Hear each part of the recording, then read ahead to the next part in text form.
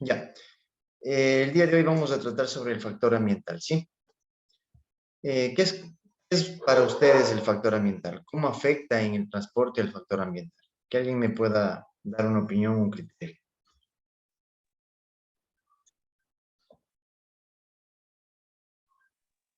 ¿Pueden Por visualizar ejemplo, ¿Todos pueden visualizar esto?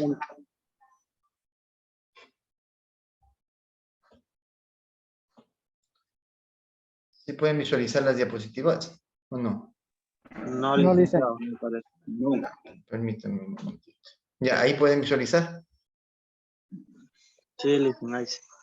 Ya, listo. ¿Qué es para ustedes o qué consideran ustedes que puede ser el factor ambiental y cómo afecta en el tema del transporte el factor ambiental?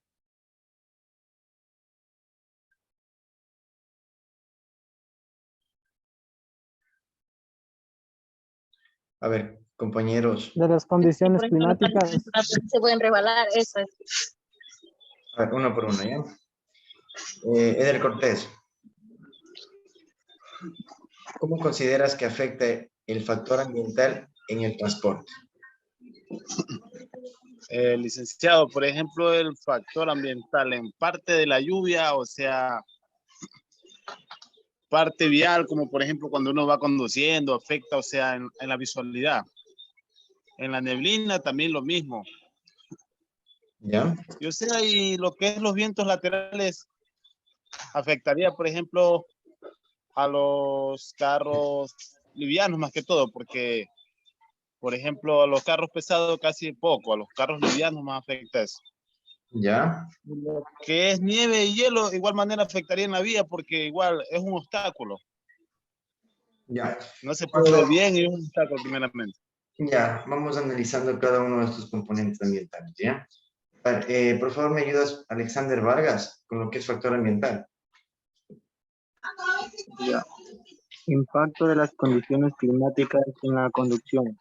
En condiciones climatológicas adversas conviene extremar la precaución ya que el riesgo de sufrir un accidente se multiplica. Los enemigos naturales del vehículo son los siguientes y cada uno de ellos merece una forma especial de conducción. Lluvia, niebla, vientos laterales, nieve o hielo. Ya, listo. Entonces, vamos a ver que dentro de los factores ambientales tenemos 4 componentes principales que nos afectan en el transporte, ¿sí? Como mencionaba antes el compañero, hay que tener extrema precaución al momento de conducir, porque este riesgo de estos factores o la implicación de estos factores ambientales nos puede o nos multiplica el daño de sufrir un accidente, ¿sí?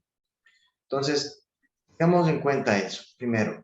Otras cosas, también debemos tener en consideración el estado en el que tenemos el vehículo, para que estos factores ambientales no se multipliquen o no multipliquen el riesgo que tenemos al momento de conducir, perdón. Entonces, uno de los primeros tenemos la lluvia. El compañero Eder Cortés nos mencionaba que es de la lluvia al momento de transportar o el momento de transporte es de gran riesgo, ¿no? ¿Por qué es de gran riesgo, chicos? ¿Por qué ustedes consideran que es de gran riesgo? Por ejemplo, la carretera se pone mojada y resbalosa. Ya. ¿Cuándo es más resbalosa la carretera? ¿Cuando hay una llovizna o cuando llueve normalmente bien fuerte? Cuando hay una Cuando hay una llovizna. llovizna. Ya.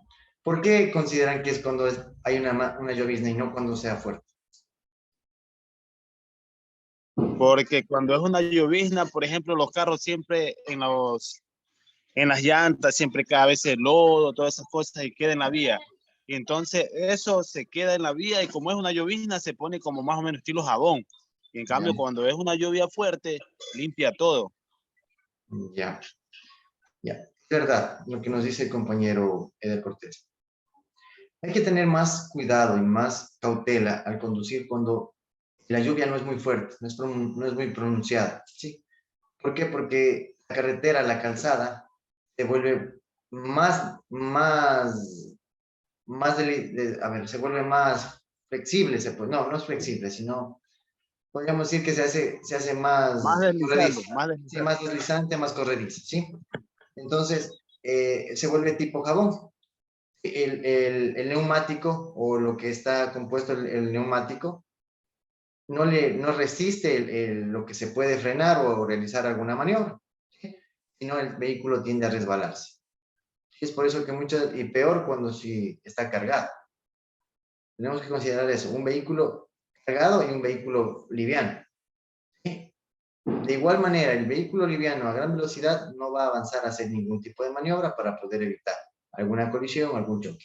Y el vehículo cargado todavía es un poco más fuerte. ¿Por qué? Porque si es que el vehículo cargado está a una velocidad controlada o normal, dentro del rango de lo normal, que es hasta 90 kilómetros por hora, podríamos tal vez evitar algo, pero de igual manera no le va a resistir porque está cargado, ¿no? La llanta resbala.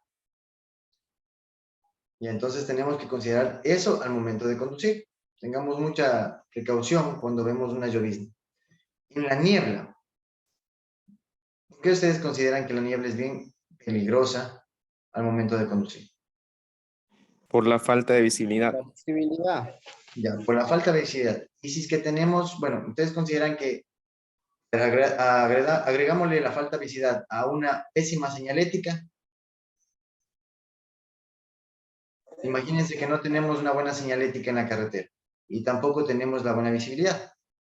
¿Qué deberíamos hacer? Accidente seguro. Bajar la velocidad.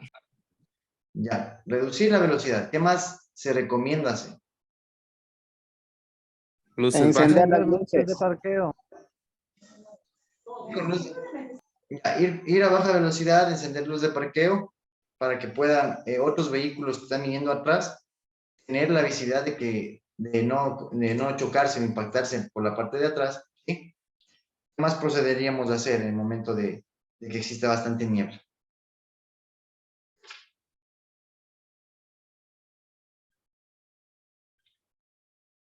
Recuerden que los neblineros nos ayudan o no nos ayudan.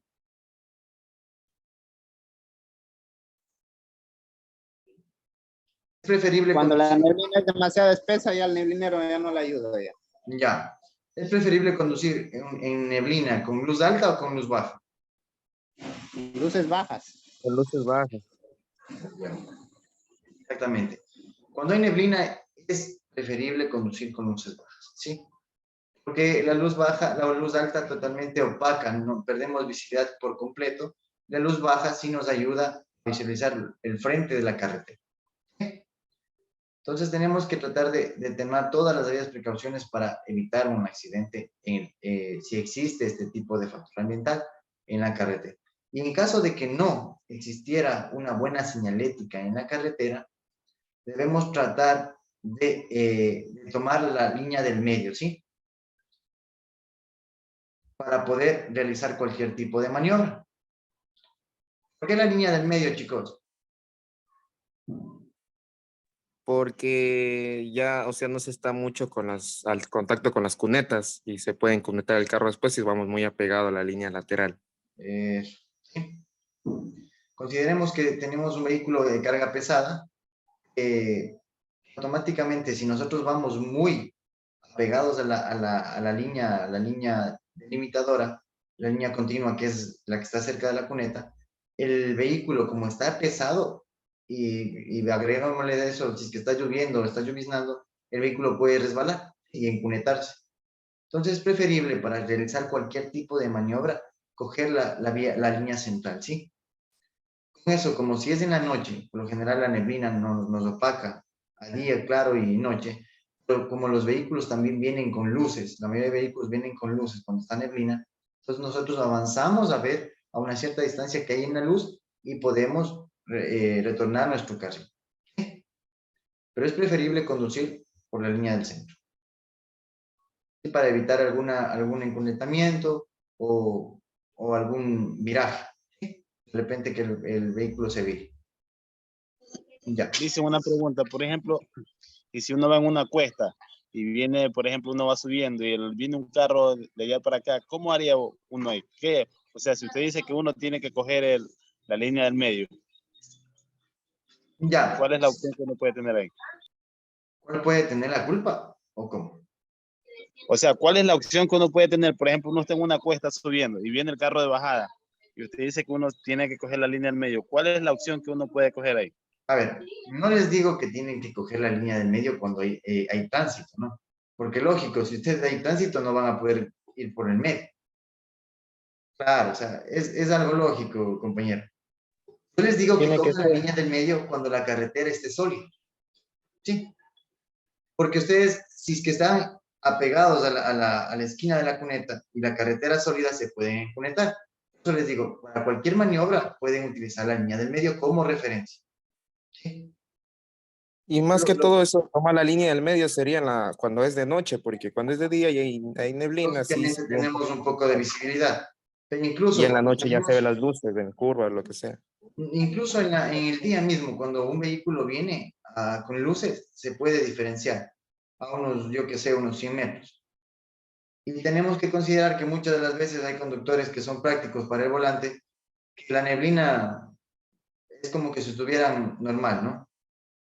¿Sí?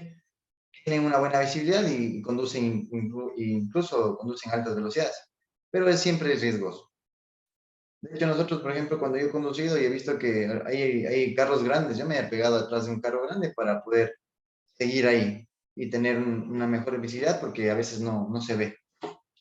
Yo me pego a un vehículo grande y como ellos muchas de las veces los choferes ya conocen la vía, porque tenemos que considerar que también algunos choferes conducen siempre, pasan siempre en la vía y ellos ya conocen. Se van aprendiendo dónde que hay baches, dónde son curvas cerradas, curvas abiertas, donde son peligros yo qué sé, de peligros de carreteras angostas o que hay algún montículo de tierra, algo de eso. Siempre, repito, la línea del medio debe ser utilizada en caso de que ustedes no tengan un tráfico, porque si nosotros vamos a ver con tráfico, automáticamente vamos a sufrir un accidente. O sea, es opcional nomás, opcional. Claro, la línea del medio es recomendable si es que tú estás prácticamente sólida a la carretera, porque de ahí si es que vienen más vehículos, lógicamente tú tienes que apegarte a tu carril, porque si no vas a producir un accidente. No que la línea del medio es opcional. ¿Qué sentido? En caso de que nosotros no conozcamos bien la carretera y para evitar algún incunetamiento, algún viraje. Porque recuerden que muchas veces, considerando eso, también tenemos otros factores, derrumbos, ¿sí? O deslizamientos de la carretera. Y si nosotros estamos conduciendo y muchas de las veces en esos deslizamientos quedan piedras o no recogen las piedras cerca de la cuneta, y esto también nos puede provocar un accidente. Entonces consideremos eso. Recomendable cuando no haya tráfico. Cuando haya tráfico, lo más recomendable es tratar de ir por tu carril a una velocidad bien, una velocidad bien, Una bien, velocidad límite, o sea, normal. no, una velocidad mínima, perdón, sí. Una velocidad mínima para que no tengamos ningún percance y podamos realizar algún tipo de maniobra. El compañero, ¿recuerdas que nos decías de los vientos laterales a los carros que tienen algún tipo de... No, son livianos. Nos mencionaste de livianos, ¿verdad? Ya. Lo que decía el compañero, ya, lo general es razonable, ¿no? Tenemos que tener cuidado con los vientos laterales cuando un vehículo tiene un cajón súper liviano, que le puede afectar en el momento de ir a velocidad. Pero también tenemos que considerar que vehículos que exceden el volumen de carga. ¿Sí? Y eso son más propensos a sufrir un accidente por los vientos laterales, por el volumen de carga. ¿Sí? Porque muchas de las veces la carga y el viento prácticamente va a botar, si es que es una carga ligera, puede incluso llevarte. ¿Sí? Tengan en consideración eso. El volumen de carga en exceso es malo para cuando existen vientos laterales. ¿Sí? más que estar el vehículo vacío prácticamente. Es más riesgoso cuando hay un exceso de volumen de clima. Ya. Y la nieve o hielo, recordemos que aquí no hay mucha nieve. Es raro este tipo de clima. Pero cuando hay, también tenemos que tener en cuenta que siempre tenemos que manejar de forma como a la defensiva, y también tenemos que tener en consideración cómo está el estado de nuestro vehículo para poder realizar cualquier tipo de maniobra, ¿no? El estado me refiero cómo están los frenos, cómo están las luces, todo eso que nos va a ayudar para poder evitar algún tipo de maniobra, ¿no? Evitar algún tipo de accidente realizando una maniobra, perdón. ¿Alguien quiere acotar algo tal vez? ¿Algo más? Profe, y en la parte que es del páramo antes de llegar a Riobamba, sí, a veces sí cae nieve, me parece, o granizo, no sé qué será. Es granizo. La nieve en sí cae en otros países, ¿se han dado cuenta? El granizo es más fuerte, son unas bolas que caen prácticamente de hielo. ¿Sí? La nieve no es de esa manera. La nieve más o menos es, no sé si ustedes han visto o se acuerdan de esas refrigeradoras con escarcha. ¿Se acuerdan? ¿Han visto esas refrigeradoras que caen como nieve? Que había? Sí, sí, sí. Es más o Sí, menos sí. cuando cae es como hielo raspado y ya cuando ya se, pues, o sea, ya Eso, queda en el piso ya se compacta más o menos. eso, sí es la nieve. Pero aquí es raro que existe ese clima. En otros países sí podemos evidenciar ese tipo de clima. En Estados Unidos, en otros países. Aquí más ha caído granizo. O ¿cómo le llaman aparte del granizo?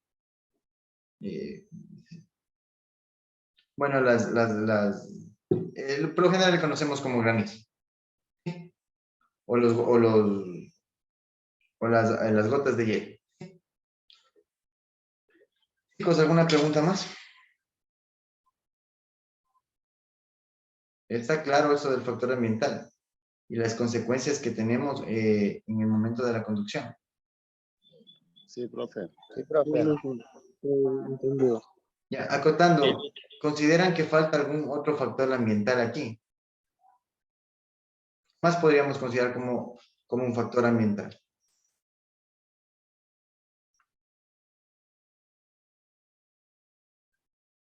Deslaves, no sé. Ya, los deslizamientos de tierra, ¿no? Sí, también podrían ser considerados como un factor ambiental. ¿Por qué? Porque no son predecibles. Sí, nadie sabe cuándo va a llover, nadie sabe bueno, por ahora sí ya sabemos, por lo menos viendo el clima en el teléfono, en algún tipo de dispositivo, ¿no? Ya podemos saber o tener una noción de que puede llover. ¿Sí? Pero muchas de las veces también el clima falla. Pero en los derrumbos o los deslaves, eso sí no tenemos cómo visibilizar o cómo predecir que va a pasar eso. Tener bastante consideración, como les repito, no conduzcan siempre bien apegados a la cuneta para que puedan realizar algún tipo de maniobra.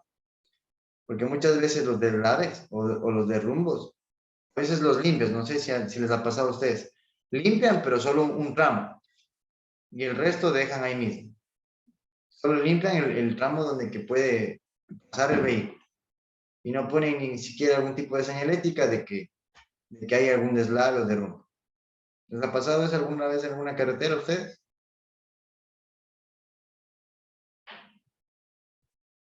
No. Por lo general, cuando es invierno, hay que tener bastante cuidado, porque empiezan los deslaves, son rápidos, son en cuestión de segundos. ¿Sí? Empiezan a caer piedras y de una empieza a caer la tierra. Y si tú no tomaste la debida precaución, puedes quedarte atrapado en el deslave. ¿Sí? ¿Alguien se ha quedado tal vez atrapado en un deslave? ¿O ha estado cerca de quedarse atrapado en el deslave? No, Por profe. Oriente, dice. Yo he visto nomás, me he pasado viendo, sí. Sí, en mi caso, yo por Lumbaki casi para llegar a Lumbaki, igual, como dijo, empezaron a caerse piedras y ya conociendo eso, eh, ya tocó acelerar porque si fue un deslave fuerte. Ya ven. Es, dependiendo cómo caían las piedras, es recomendable frenar o si no, acelerar, como dijo el compañero, para tratar de salir de ese tramo, ¿no? Porque muchas de las veces ha habido personas que no tienen, no les da tiempo. El deslave es tan rápido, tan instantáneo que no les da ni tiempo para frenar ni hacer ningún tipo de maniobra. Simple y sencillamente cae a la tierra y automáticamente ya estás tapado en el vehículo. Ha habido vehículos que incluso se han ido en los deslaves. Creo que han quedado personas atrapadas, ahí enterradas prácticamente en unos Pero, deslaves. profe, una cosa. Sí. Usted nos pregunta si nos ha pasado eso de los deslaves, pero si nos hubiese pasado ya no estuviésemos aquí. No siempre, porque hay, Es hay Una opcional, deslaves. buena pregunta, dicen es. es opcional, porque como dice el compañero, que dice que si uno ya se da cuenta, uno ya acelera o frena a tiempo, es opcional. Claro, o sea, O- estamos conversando, ¿no? No les digo que si han sobrevivido a un deslave, si tal vez Pero a les ha veces nos pasado o han sorprende un visto, han deslave visualizado. también, dice. Y ahí, ¿qué ¿Mande? hacemos? A veces cuando nos sorprende un deslave por ahí. ¿Sí? Es que eso les digo, o sea, la única forma de saber que puede haber un deslizamiento de tierra es porque empiezan a caer piedras. ¿Sí? Automáticamente empiezan a caer piedras o empiezan a caer ramas. ¿Ya? Entonces ahí es prácticamente lo que ustedes tendrían que hacer es frenar o acelerar para salir del tramo que puede haber deslave o si no quedarse antes del... Ha habido casos que ustedes frenan, pero lastimosamente frenan justo en el deslave. En el oriente, en las vías del oriente, los transportes pesados, cuando las lluvias están fuertes, se estacionan y esperan a que pase porque Muy riesgoso. es Así es. peligroso, es riesgoso manejar en esas condiciones. Entonces, de ser el caso que se tenga o que se vea que está lloviendo muy fuerte o que ustedes estén por carreteras que tengan tramos propensos a deslaves, si es que están con vehículos grandes o con mercadería, lo más adecuado es esperar. Esperar y buscar una zona segura, ¿no? Donde Claro. no exista tipo de montañas, porque no puedes tampoco pararte o parquearte en una zona que es insegura. Tienes que buscar una zona segura para esperar y de ahí después, posteriormente que pase la lluvia fuerte, poder avanzar. Y es recomendable lo que dice el compañero y es lo más recomendable que deberíamos hacer todos, pero tengamos en cuenta que hay personas que no tenemos ese tipo de conocimiento, que no nos ha pasado, como dice el compañero también, o que cuando ya te pasó o pasó algún familiar, sabes del daño que puede causar eso, ¿sí? Por ejemplo, yo tuve una vez una oportunidad de quedarme atrapado en un deslave y así mismo pasó tan rápido porque estábamos viendo en un bus, y el bus se frenó así, instantáneamente, serán unos 10 metros. Empezaron a caer piedras así rapidísimo, en plena lluvia empezó a caer piedras, y hubo un vehículo en la parte de atrás que yo no sé qué intentó hacer, no sé, la verdad. El bus frena y el vehículo pasa, o sea, rebasa, pero a todo, y se quedó atrapado en el deslave. Justo le cogió con todito el deslave, le cayó todito las piedras. Antes no era muy grande porque si no, contaban con bastantes pérdidas de vida, ¿no? Antes fue pequeño, les tapó, pero se había tapado por lo menos hasta la parte de los vidrios. Y de ahí empezaron a tratar de salir los señores ahí, medio golpeados, dentro del deslave. Sí, por un rato de imprudencia. Porque el bus justo frenó. Justo frena porque empiezan a caer piedras. Y el otro vehículo, como venía atrás, no sé, tal vez pensó que iba a dejar algún pasajero, no sé. Justo arrebasa y a lo que él está rebasando, paga y coge el deslave. Entonces hay que tener bastante consideración, manejar siempre con cautela. Y como dijo el compañero, si es posible detenernos, no estamos en contra de tiempo, esperar para que pasen esas fuertes lluvias y poder seguir avanzando.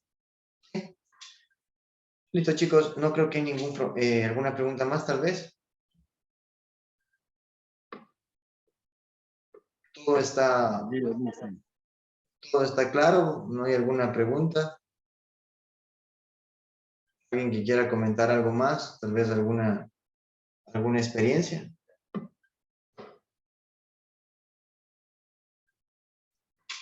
Creo que no, ¿no? Seguimos entonces. Factor vehículo.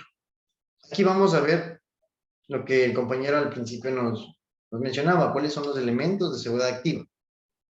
¿Sí? Recordemos que el factor vehículo es uno de los principales factores que determinan en el tránsito, ya que el vehículo es el que nos va a llevar de un lugar, de un origen a un destino. ¿Sí? Y debe estar en condiciones óptimas para realizar ese tipo de actividad. ¿Sí? Nosotros tenemos dentro del factor vehículo dos elementos, elementos de seguridad activa y los elementos de seguridad pasiva. ¿Qué son los elementos de seguridad activa? Los elementos de seguridad activa comprenden todos aquellos elementos mecánicos de los que dispone el vehículo y que tienen como objeto evitar que se produzca un accidente de tránsito. ¿Sí? ¿Cuáles serían esos, compañeros? Tenemos los frenos, el alumbrado, neumáticos, dirección asistida, el control eléctrico de estabilidad, avisadores de cambio de carril, espejos, retrovisores de visión angular, ¿sí? Estos tenemos como elementos de seguridad activa. ¿Alguna pregunta, chicos? ¿Alguno tal vez ustedes que consideren que debe estar como elemento de seguridad activa? ¿Algún otro elemento? Los airbags. No, los airbags no. ¿Por qué? Porque vamos a ver los elementos de seguridad pasiva. ¿Sí? Aquí vamos a ver los elementos de seguridad pasiva. Son aquellos elementos de seguridad pasiva que pueden evitar o reducir las lesiones graves o mortales tras un accidente. Entonces, ahí sí vamos a encontrar todos lo que es el airbag, ¿sí? El sistema SRS, ¿sí? Que es el sistema de seguridad, el cinturón de seguridad, vamos a ver el reposacabezas, el parabrisas, el apoyo para el airbag, el chasis y la carrocería. Aquí también tenemos, no sé si está, ya, parabrisas, sí. Ya. Entonces, dentro de, bueno, repetimos, ¿no? Los elementos de seguridad activa son todos aquellos elementos mecánicos. Todos aquellos elementos mecánicos. ¿Qué elementos mecánicos más dispone un vehículo?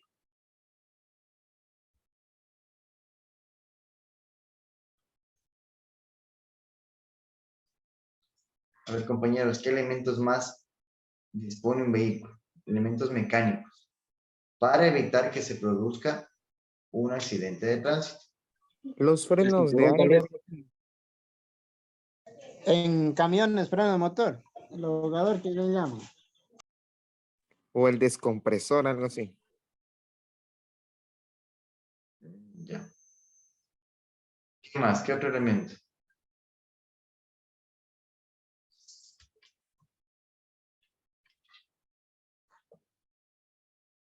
Chicos, me permiten un momentito. Muy bien. A ver, espérenme un momentito, ¿sí? Me da unos segunditos. Sí, profesor.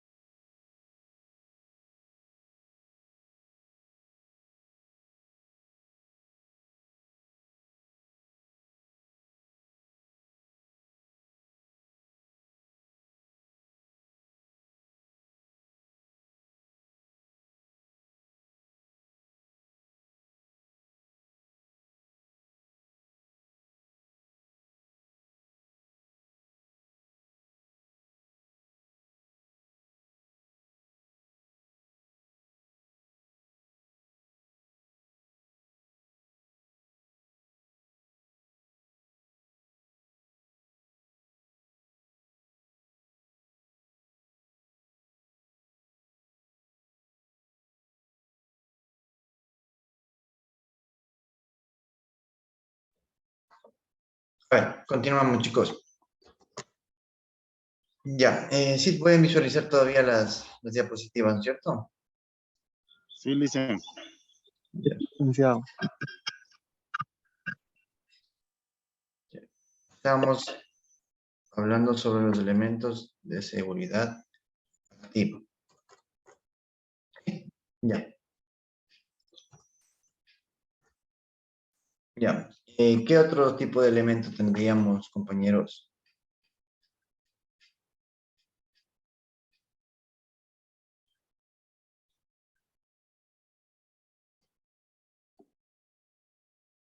Aparte de los que ya tenemos, ¿no?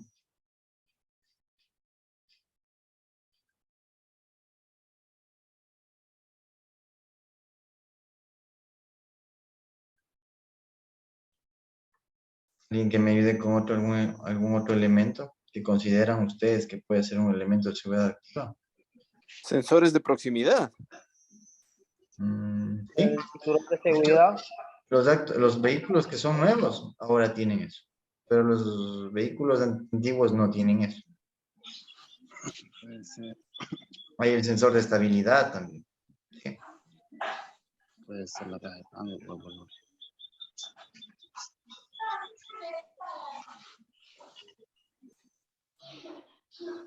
Ya, chicos. Bueno, Puede ser la caja de cambio también, licenciado. Como por ejemplo, uno va en una subida, por ejemplo, y no le entra el cambio, ¿y qué se hace ahí? ya. O si no, también recordemos que para frenar un vehículo necesitas de la caja de cambios. Claro, obvio, a punta de motor. Ya. Porque también tenemos un elemento que también es considerado el freno de máquina, recuerda. Pero eso ya es en el carro grande ya. Claro, pero la caja de cambios se utiliza en un vehículo pequeño, porque tú ¿qué haces? Frenas y mandas cambio y empiezas a frenar con el motor, porque cuando ya no avanzas a frenar con el pedal, automáticamente tienes que empezar a frenar con el motor. Claro, por ejemplo, un carro pequeño, me quedo sin freno, por ejemplo, y por a vez no le vale freno de mano a punta de cambio, ya uno ya puede irse frenando. Claro. Por lo general utilizan el freno de mano, pero es recomendable también utilizar los cambios, ¿no? Para reducir velocidad. Ya. Elemento de ciudad pasiva. ¿Me ayudas, por favor, Daniel Luna, con lo que es el airbag? Dice el airbag o SRS. Se combina con el cinturón de seguridad para salvar vidas tras un accidente. Se trata de unas bolsas que se inflan en milésimas de segundo cuando los sensores detectan una colisión fuerte.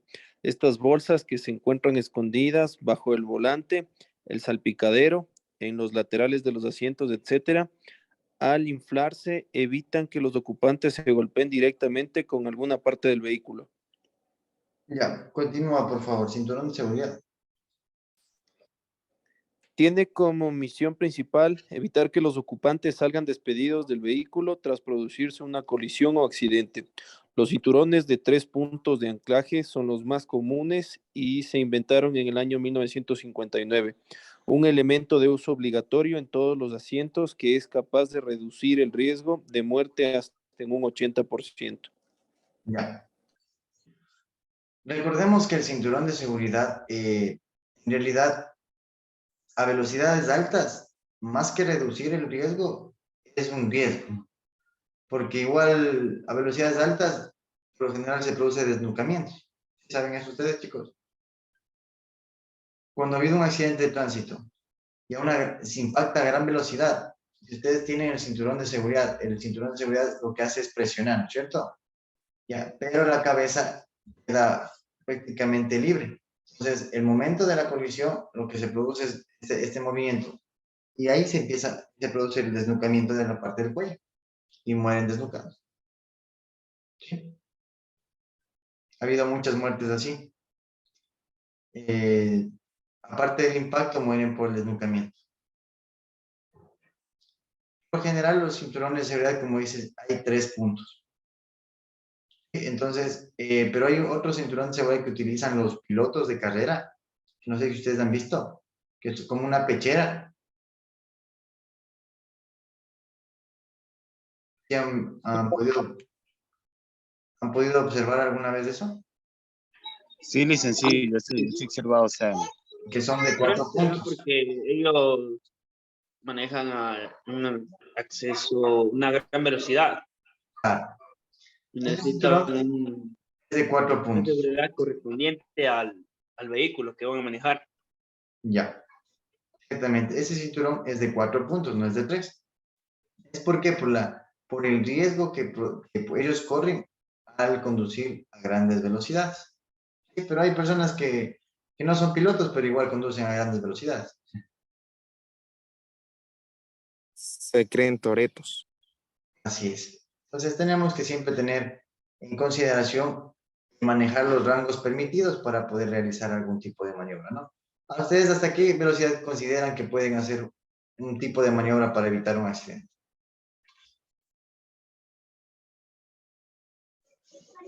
podrá ser a unos 60 kilómetros por hora. ¿En un carro pesado o un carro liviano? Un auto. En un carro liviano.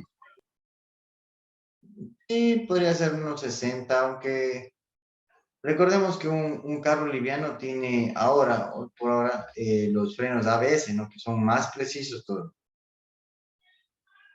¿Sí? Entonces, podemos manejar entre un rango de 60 a 80 kilómetros por hora que podrían realizar algún tipo de maniobra. Pero si ya llegamos a los 100, 120, es más difícil realizar algún tipo de maniobra, teniendo en cuenta la distancia, ¿no? Todo depende de la distancia. Porque si tenemos una distancia de 100 metros, automáticamente no vamos a avanzar a hacer yendo a que sea unos 80 kilómetros, tampoco vamos a avanzar a hacer algún tipo de maniobra. De ley vamos a colisionar, pero no va a ser un accidente bien grave, ¿sí? Porque vamos a avanzar a controlar el vehículo. Y a 60 kilómetros, sí, ahí sí podríamos controlar tranquilamente, así sea 100 metros de distancia, podríamos realizar algún tipo de maniobra. ¿Sí? Ya. Continuamos, chicos. El reposacabezas, me ayuda, por favor, compañero Daniel Cava.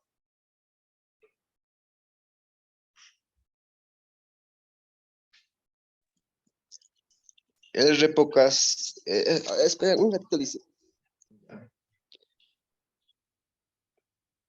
El reposacabezas nació como el elemento de seguridad pasiva en los coches de lujo en los años 50, pero su eficacia ha hecho que hoy sea obligatorio. Su función es evitar lesiones en el cuello tras una colisión o el denominado,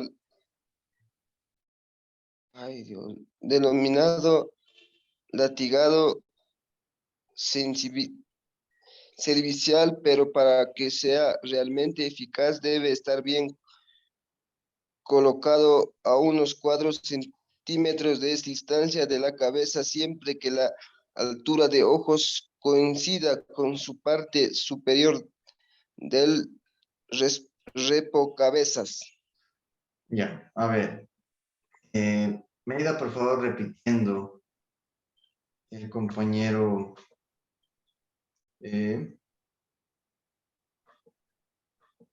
Ángel, compañero Ángel Damián. Y Licen, Sí. A ver, el repocabezas. ya, espera un momentito, compañero. Deme un momentito, por favor, para dejar de grabar